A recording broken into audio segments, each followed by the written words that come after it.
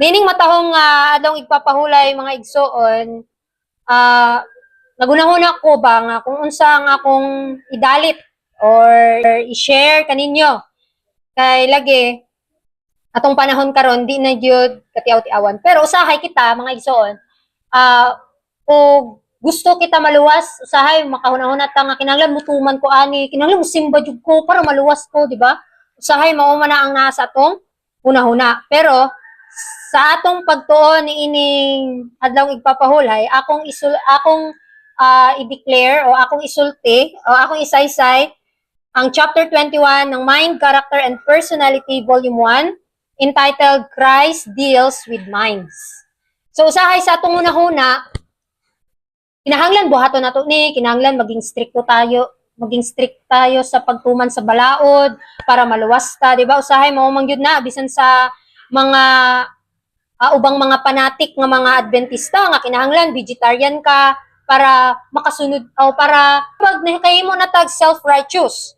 Pero niining atong pag-study karon mga igsoon, si Kristo ba ang dugukan sa atong pagsimba? Siya ba ang atong gitutukan sa panahon nga nag-inusara ta o sa panahon nga dili na nimo kaya?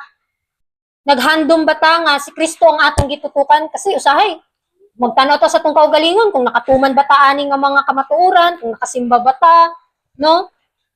So, dili kita makahimo sa pag-alagad sa Ginoo kung ang atong gihunahuna ang atong kaugalingong pagkamatarong.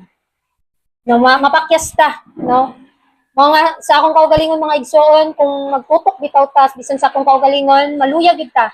Di gyud ta kalahutay sa pagpangalagad. Pero diri masabtan nato sa chapter 21 nga si Kristo ba ang naa sa hunahuna? Makasabot pud ta sa mga hunahuna sa uban kay lain-lain betag panghunahuna. So sa atong ingon dire, Christ understands every human mind. So nakasabot si Kristo sa tanang mga panghunahuna sa tao kay kita lain-lain man panghunahuna, no? Ingon sa Psalms 139 verse 1 and 2, "You have searched me, Lord, and you know me. You know when I sit and when I rise. You perceive my thoughts from afar." Shows God's complete knowledge of our inner life. So nasayod ang Ginoo sa atong paghigda, sa atong paglingkod, sa atong paglakaw, no, nakakita siya kanato ug nakabalo siya sa atong panghunahuna. Ingon pa sa Jeremiah 17 verse 10, "The Lord search the heart and examine the mind to reward each person according to their conduct, according to what their deeds deserve." So mga igsoon, kaya ang Ginoo nasayod naman sa atong panghunahuna. Usahay dili nato mamatikdan nga nakasala na ta sa atong panghunahuna pa lang, no? Kinahanglan nga maging wise ta kung unsang nasa panghunahuna kay mahimo na natong lifestyle, di ba? Mahimo na natong character. Emphasize his perfect discernment of motives and action. So, maintag sa atong paglakaw, sa atong pag-train diri sa kalibutan, may tagang atong hunahuna lang permino, puro mga langit ng butang, di gyud ta magpakawa, o dili gyud ta mawad-an sa pagpangalaga, dili ta maboring mga igsoon. So, nasayod ang Ginoo sa motibo nato, ang tagsa-tagsa sumala sa atong mga binuhatan. Ingon pa diri sa 1 Chronicles 28:9, "For the Lord search all hearts and understands every plan and thought." Sahay, magplano ta. Wala pa nato giampo. Gusto nato matuman na ni nga plano. Mo gani ingon sa usa ka verse nga, your thoughts are not my thoughts, your ways are not my ways. Sahay, pangunahan nato ang Ginoo, no? Kita manggod mga igsoon kung magplano ta, masayop man gyud ta. Daghan yung kapakyasan, daghang mga shortcomings, daghan kayong mga sayop natong mahimo, usahay, makahimo na pagtag, magbasol ta pagkadugayan.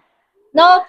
Mo gani ingon sa Ginoo nga kinahanglan nga ato yung iampo ang atong mga plano, ang atong mga desisyon before nato kini nga tumanon. Ingon dire, He who has paid the infinite price to redeem man reads with unerring accuracy all the hidden workings of the human mind and knows just how to deal with every soul. So ang Ginoo nasayod siya unsaon sa pagkatiman sa mga tao sa naglain-laing mga tinuhuan na inlain upang hunahuna. Usahay man gud, di ba? Kung makakita ta sa atong isig katao nga grabe na gid ka makasasala, deep inside sa atong hunahuna, makahukom na taniya, no? Pero si Kristo, nakita niya nga o nakasabot siya sa panghunahuna nato bisan ang atong hunahuna very evil, no? Sayop nga panghunahuna, pero nakasabot ang Ginoo.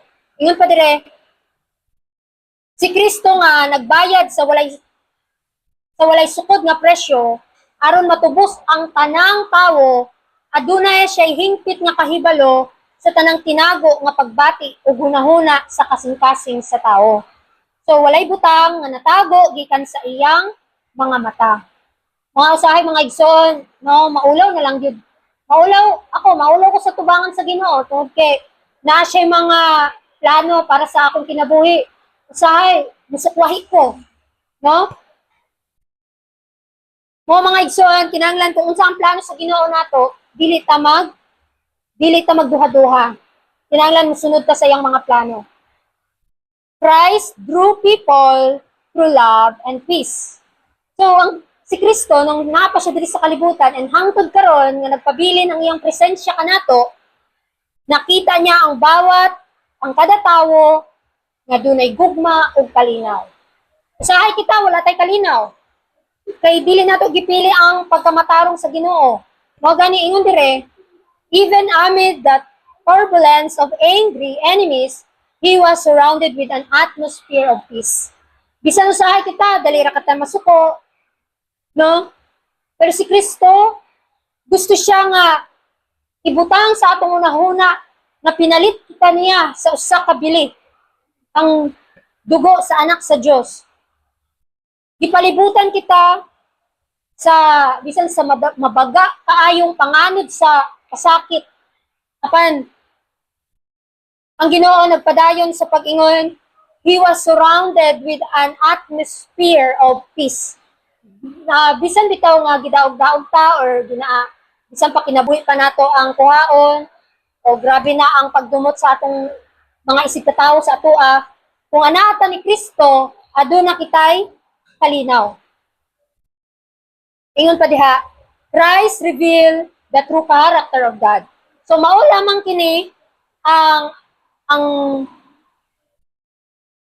gusto sa Ginoo nga ipakita kanato nga ang karakter nga naguba tungod sa sala. Ipakita dire kay timanan nato nga the last message of mercy is to reveal the Christ-like character into human, mga igsoon. Mga ingon diha, Christ's mission on the earth was to reveal to men that God was not a despot, but a heavenly Father full of love and mercy for His children. Bisan ikapila pa ta nakasala, mga igsoon, daghan kay tang mga inuyuan nga mga pagpakasala. Ang missions ni Kristo diri sa kalibutan, ma-reveal ang karakter sa Father sa iyang katawhan. Na-research, nasusi na ba nato ang ating mga kaugalingon mga igsoon kung dinan nabatay mga kinaiya ni Kristo? Usahay, kay mga igsoon, no, daghan kay tang mga desisyon, mga plano nga dili uyon sa kabubuton sa Ginoo. Hinaot nga mula ka unta ta nga subay sa iyang kabubuton sa atong panahon karon kay dili na katiaw-tiawan. Ingon pa diha, Christ saw potential in broken people. Dagan kay mga tao nga kuan sila kanang napakyas sila, dagang na failure sa ilang mga pangandoy, nawala na sa pagpangalagad tungod kay di na sila ganahan musimba ana. Pero may nakita gihapon si Kristo sa ilahang potential, ano? na nakita si Kristo sa ilang kasing-kasing nga positive nga magamit sa buluhaton. Even nga naakas sa kalugmok, even nga naakas sa kaluyahon, mga ingon diha, in every human being, he discern infinite possibilities. Bawat usa ka nato mga igsoon, bisan pa sa atong pagkatawhanon, ang atong Ginoo nakakita ka nato nga mas magamit kita niya sa iyang buluhaton. Nga mao nga kinahanglan nga ato yung iampo nga Ginoo kung unsa man imong kabubuton, may tag matuman ako ni. Mga pamalandungan nato kini nga punto mga igsoon, kini nagpasabot nga walay tawo, nga walay bili sa atubangan sa Ginoo. Kitang tanan adunay bili. Bisan pa sa atong mga kahuyang, mga kapakyasan, nga usahay, di na ganahan, mga lagad, pero nakakita siya sa posibilidad nga kining tao, kining katawhan, mga maluwas. Nga mausab ang iyang batasan into Christ-like character o pag-uswag sa espirituhanong kinabuhi. Mao kini ang atong responsibilidad nga ang pagtugot sa iyang mga kamot nga paghulma sa atong kinabuhi aron matuman ang iyang plano. Usahay ang atong plano mga igsoon dili na sa tawagan na dili na tumanon o dili matuman. Tungod kay dunay dako kayong plano ang Ginoo sa atong kinabuhi. That's why dili matuman ang atong mga kaugalingong plano. Christ brings hope to fallen humanity. In His presence, souls despised and fallen realize that they still were men and they long to prove themselves worthy of His regard. So mga igsoon, sa presensya sa Ginoo, ang mga kalag nag-iisip nga walay bili o nahulog tungod sa sala, nakabati na sila gihapon mga katawhan sa Ginoo. Tungod niini natinguha o nagtinguha sila nga ipakita nga takos sila sa iyang pagtagad o gugma. Kita mga igsoon sa itong kaugalingon, na makapangutan na ta Ginoo na pa ba ikaw sa akong kasing-kasing, kaning akong ginabuhat, nakapahimaya pa ba gyud ni sa imong ngalan? Bisan moabot sa punto nato mga igsoon, mawad na tagpaglaom, murag na broken na ta into spiritual aspect. Pero dire Christ brings hope to fallen humanity. So naghatag gyapon ang Ginoo og paglaom nga magamit ta niya sa iyang buluhaton, taliwala sa atong kaluyahon, no? Christ's spirit was joyful and life-giving. Hinaut mga igsoon, kung kita bitaw nagsubay sa kamatuuran, dili nato ipakita sa atong isig katawo nga masulubon ta, nga wa ta nalipay sa atong ginabuhat. Usahay manggod. Murag mapakyas ta tungod kay gusto nato matuman ni nga sugo. Kung dili nato ni matuman nga sugo, mawad na ta sa paglaom, di na ta kasimba, no? Pero ang ingon sa Ginoo, kung kita di ay nagatutok ni Kristo, mga igsoon, dili na nato hunahunahon nga kinahanglan pag gyud di ay ta mag-vegetarian. Kinahanglan pag gyud ba kita mutuman sa balaang igpapahulay sa Ginoo. Kung kita nagatutok ni Kristo, kining tanang kasuguan matuman nato tungod kang Kristo, tungod kinakatuman siya. Ingon diha, his heart was a wellspring of life, and wherever he went, he carried rest and peace, joy and gladness. Ang pangutana sa atong pagpangalagad sa Ginoo, aduna ba'y kalipay ang atong kasing-kasing? Aduna ba'y karang dili nimo ma-explain nga kalipay? Kaya ayaw dili ba ganahan ng Ginoo nga mga lagad ta niyang nagsubo, magulanon, no? Kay kung tinuod nga naatay Kristo sa atong kasing-kasing, anaa ang kalipay nga di nimo ikasaysay. Nga bisan maghugas ka lang og plato, kanang moingon ka murag kanang bitaw halimbawa kanang in love ka bitaw. Kanang example na lang nato ani kung in love ka. Siyempre, kung in love ta sa kang Kristo, kung in love ta sa Ginoo mga igsoon, tanan niyang mga sugo nato, gaan kayo, murag lami kayo buhaton. Nindot kayo sundon kung nahigugma kita sa nagsugo kanato. Di ba usahay, kung suguon ta sa atong mga ginikanan, kung gihigugma nato ang atong ginikanan, bisan sa gamay ra nga mga sugo, nindot kayo mutuman mga igsoon. Samot na kung na in love ta sa kang Kristo, nahigugma ta kaniya, sa atong pagtuman, dili sukwahi sa atong kabubuton, kundili na ilalom kita sa kabubuton sa Ginoo. Kay dili ganahan ang Ginoo mga igsoon nga mag-uul ta. or nagmasulog unta while nga buhat sa iyang buluhaton. Mo diha mo ingon diri nga Christ was balanced in character. Bisan bitog lain-lain tag kinaiya mga igsoon natay mga kaluyahon, ang Ginoo nagtan-aw sa atong kasing-kasing. Ingon pa diha, He manifested consistency without obstinacy, benevolence without weakness, tenderness and sympathy without sentimentalism. Kung kita nagtutok bitaw sa kinaiya ni Kristo, ang pagtuman sa iyang sugo gaan ra kaayo. Kung usahay, di ba, naay mo ingon dire ang atong pangulo sa iglesia mo ingon kinahanglan mag-vegetarian ka. Kay kung di ka mag-vegetarian, dili ka available, dili ka karapat dapat ba? Rag anhi sa tubangan. Usahay, mabalakat ang mga igsoon kung kay dili pa man ako kaya kini nga lifestyle. Pero di ay kung mututok ta ni Kristo tungod kay gihigugma nato ni si Kristo, mga igsoon, nindot kayo, no? Kay mubuhat ta Ginoo, mubuhat ko Ginoo dili tungod kay napugos ko, tungod kay nahigugma ta kaniya. Mga nindot kayo mutuman mga igsoon labi nahigugma kita sa nagsugo nato. Dili pasabot nituman ta tungod kay gisulti ni brother, ni sister nga kinahanglan mo ni imong buhaton, mo na. No, mapakyas ta mga igsoon. Kung gani nga kinahanglan mututok ta ni Kristo kay siya lang nakasabot sa atong mga kaluyahon. Atong isulti sa Ginoo, Ginoo, di pa man ako kaya kini nga lifestyle. Ginoo, naglisod pa man jud ko kanang pagbalaan sa imong adlawng igpapahulay. Ginoo, tabangi ko. No, makasabot ang Ginoo. Pero dili sa tanang panahon maghatag tag konsiderasyon. So kinahanglan mga igsoon nga kita tanan mutuman gyud sa iyang kabubuton nga dunay gugma, nga dunay paghigugma. Kay mututok man ta kaniya, mututok man ta sa iyang character. Di ba? So ingon pa diha, Christ use wisdom in reaching different minds. So si Kristo nung napa siya diri sa kalibutan, lain-laing pangunahuna ang iyahang nakaplagan o iyang nakita. Mga kita bisan sa atong lain-laing pangunahuna, mga igsoon kinahanglan magkasinabot o sabto nato ang bawat hunahuna sa bawat tawo. Ingon pa diha, his messages of mercy were varied to suit his audience. So ang mensahe sa kaluoy mga igsoon, di mensahe kini sa Ginoo nahisubay sa iyahang sa sitwasyon sa iyang tigpaminaw. Mga gipahaom ni Kristo ang iyang pagtudlo o pagpangayo sa kaluoy aron masabtan og madawat sa matag tigpaminaw.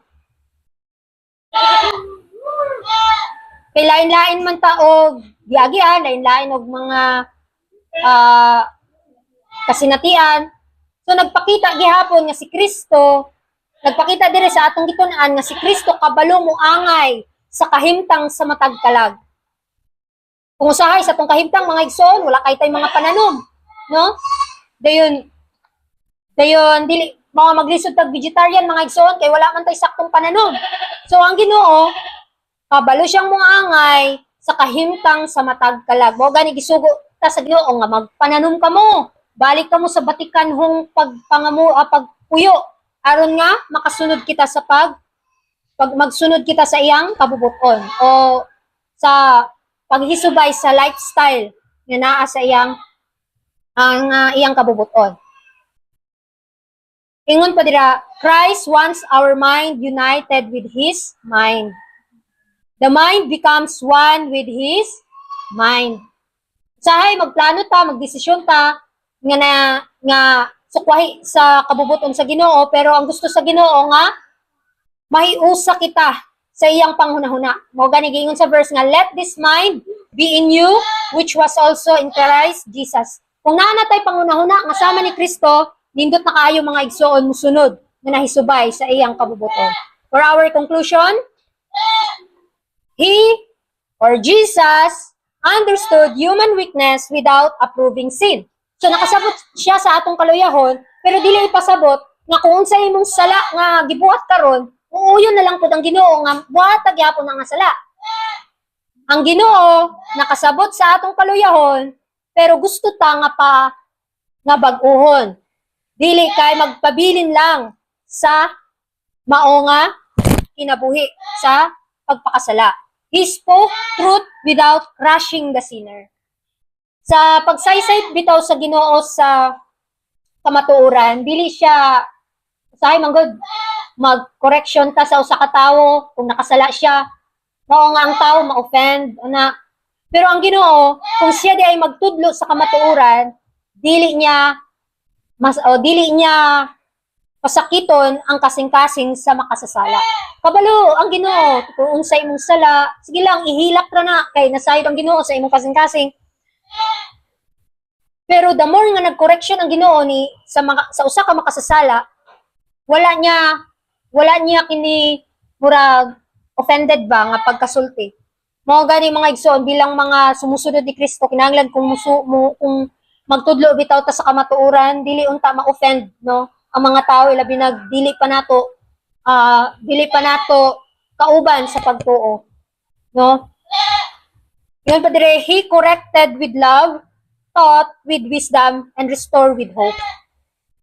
Mao gani mga igsoon nga kinahanglan maandam ang atong kasing-kasing nga mapuno sa gugma ni Kristo aron nga kung kinsa ang mga tao nga atong maadto o magbalay-balay bata sa mga katawhan, makita ang paglao, makita ang gugma ni Kristo. Na the more kitang maghatag og kamatuoran, makita ang iyahang character, dili ang atong kaugalingon. Kaya sa atong kaugalingon, sa mga tao sa atong palibot, ma-offend sila. Tungod kay, stricto, di mo ko agbaboy mo na, mga Adventist, mga Sabadista man day mo. Mga igsoon sa akong experience, no, while ko naghatag diha sa Balacan, sa Santo Niño, mga igsoon, o pamphlet, mga igsoon, na iniingon dito nga taga Santo Niño, nga Katoliko, niingon siya nga, kamong mga Sabadista, muhatag mo og balasahon sa kanamo nga mga Katoliko, pero kami nga mga Katoliko, dili man gani mo mudawat kung sa among ihatag sa inyo ha.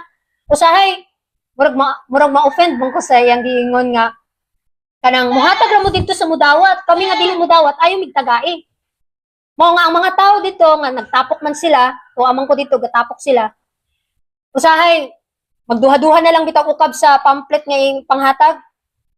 Dayon, moto nga sa akong una-una nga do na gyapon gamito ng kaaway aron sa pagbalda sa buluhaton. Mga igsoon, makasusubok kayo pamalandungon nga inato ang sitwasyon kung manghatag ta dili ang tanang tao maminaw o dili ang tanang tao muuyon sa imong gituhuan o sa imong mensahe nga gihatag, as long as gipahibalo na nato sila, wa na tay tulubagon moabot ang panahon.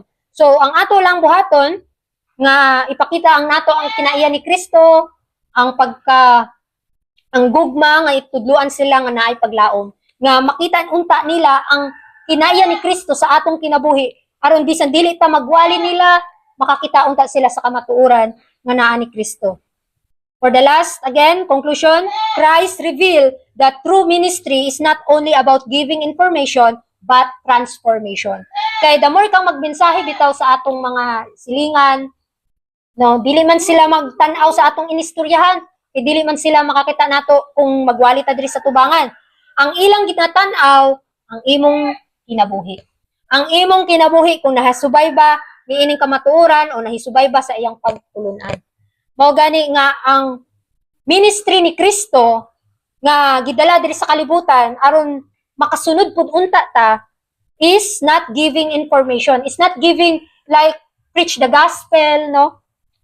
But transformation into Christ-like character. Kay in a simple act of kindness, like mutabang ka sa mga nagkalisod, like i-massage nimo katong nagluya, or muhatag ka og panabang sa mga nanghinahanglan, usa sad ka na nga pamaagi nga gamiton sa Ginoo aron nga makita ang kamatuoran sa imong kinabuhi. Hinaot mga igsoon sa atong pagtuon ning chapter 21 ng Mind, Character, and Personality, masabtan unta nato ang bawat panghunahuna sa bawat katawhan, bisan lain-lain pagtuo, lain-lain panghunahuna, pero si Kristo unta ang maghari sa atong kinabuhi.